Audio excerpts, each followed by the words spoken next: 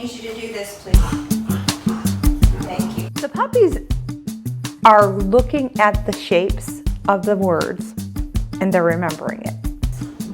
Because if you know, we have on our flashcards, if you've seen what we've done, we have standing, we have sitting, we have laying. Now standing and sitting to the dog will look very similar. We're talking S-T-A-N-D-I-N-G and S-I-T-T-I-N-G.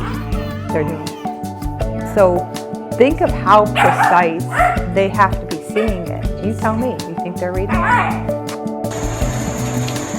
Harvey, what does the sign say to do? Yes. Harvey?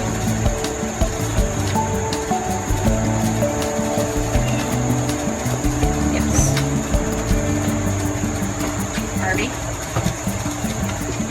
Yes. We originally started a while back where we had put some objects out for the puppies, kind of making a puppy playground. They've kind of gotten a little used over the years, so we're now attempting to build them another playground.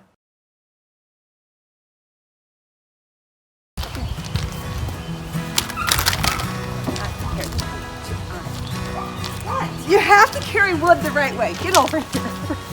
This is how you carry wood. What? Put that piece on top of this. Now this is how you carry wood. There you go. All our designs. And Your designs, you did. by the way, my dear she's Really? I talked to well, I tried to call the lady last night. That lady put her application in yesterday for her. It's in Pennsylvania. So I talked to her this morning after church, and she said that she is going to, they're going to come down Saturday. They're going to come between 3 and 5 on Saturday, and then they'll pick her up first thing Sunday morning. We teach object recognition very early. We start with an orange, a lemon, and lime. And the reason we do that is because they're the colors that the dogs see. They see a yellow, they see the green, they see the orange kind of like in a brown shape. But the reason I chose an orange and lemon and lime is because the shapes are very similar.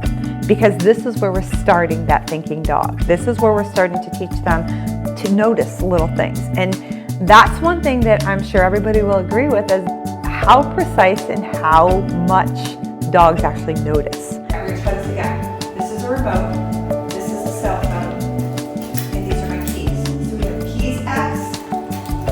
We have cell phone X. And we have the remote X. Okay?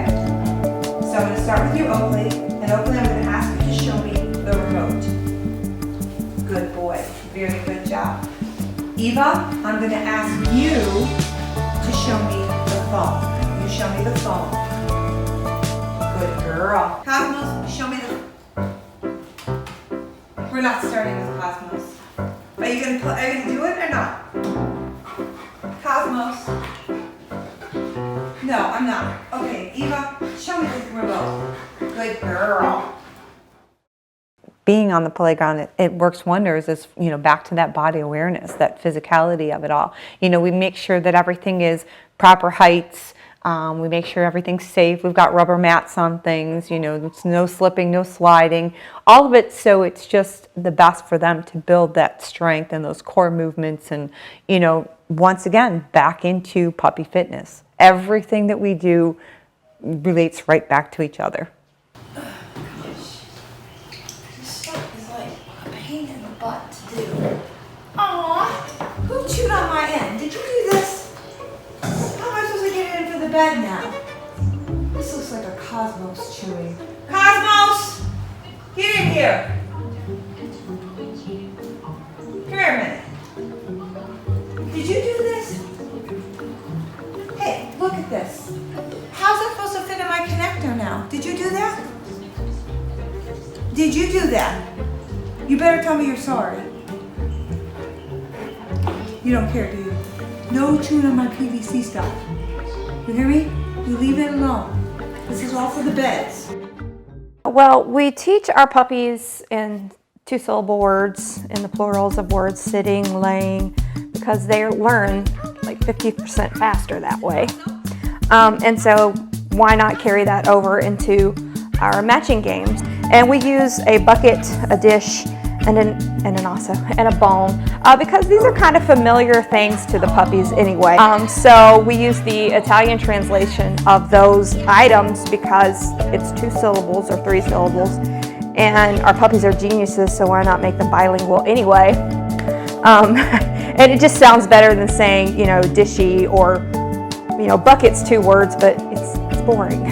So we have bucket, which is secchio. We have piatto, which is our food dish or bowl, and we have osso, which is bone. Osso? Yes. Secchio?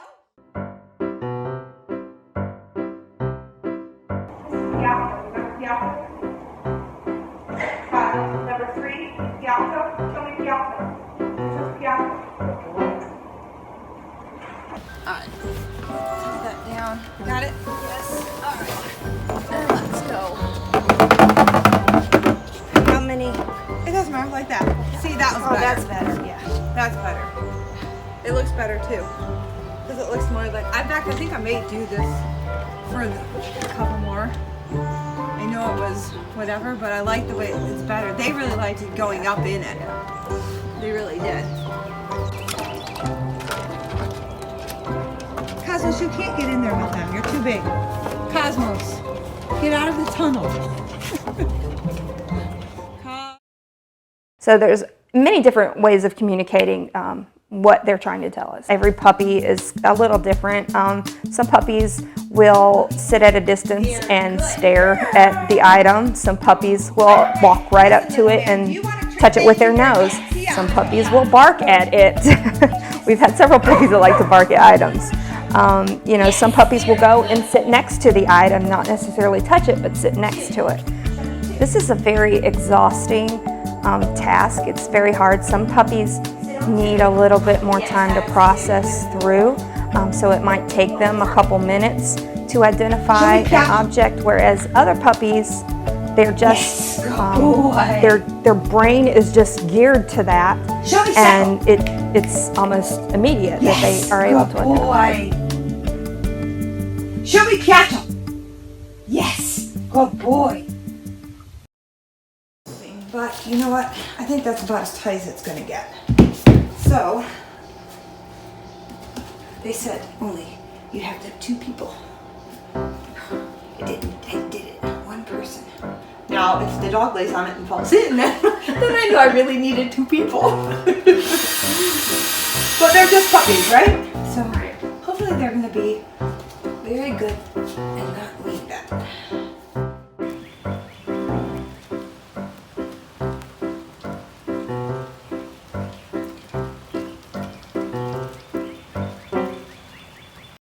We started trying to figure out if the puppies could read. I don't even know why we even got that in our mind. It was something we were seeing how a system called the PEC system and how they do with autistic children and how they match. And a lot of autistic children are nonverbal. So it was one of those where we're like, well, if they can teach that to kids, could we teach it to dogs? So we started with it, and we start very simply. You know, we made the signs, and we did the objects and all that kind of stuff. But then we took it into words, and we took it into writing out the flashcards. And we thought, wow, they're doing this. They're getting it. They're understanding. They're discriminating all the different items, the different lines. So then we said, let's try numbers. So we put up numbers. But we changed things up a little bit. We kind of said, okay, well, let's hold them close, let's put them away, let's see what it comes through. Because every dog, even though they can match, not every dog can match, but even though the dogs that do match still do it differently. There's no given situation where we've come up and we've said, every dog that's learned this is learning it the same way. We had one dog that was just boom, boom, boom. And no matter what you taught that dog, we taught him his name.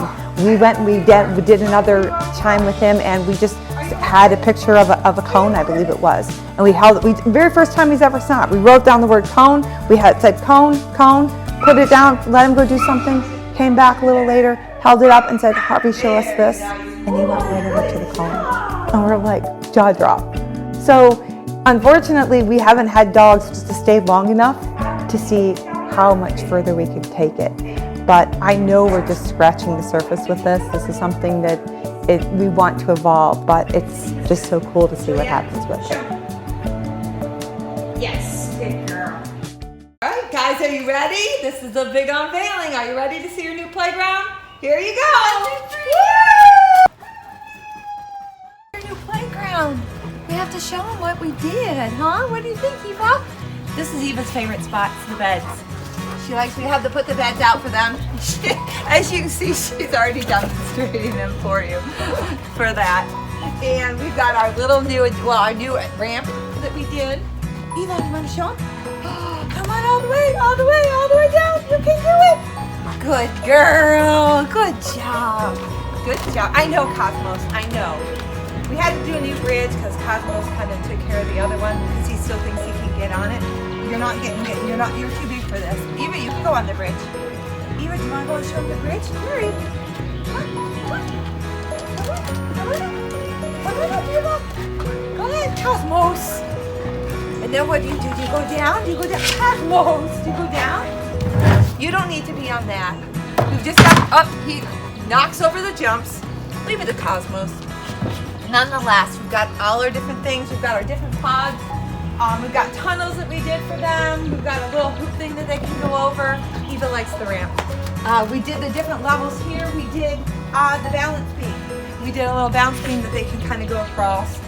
With up and down, and once again, that are different pods and just the different elevations for them. So I think this is going to be super cool. What you think, guys? Do you like it? Are you happy? Thank you. Oh, you're welcome. Are you thanking me too? You're welcome. I'm glad you guys like it. I'm glad. Okay. Very good. You're welcome. Okay.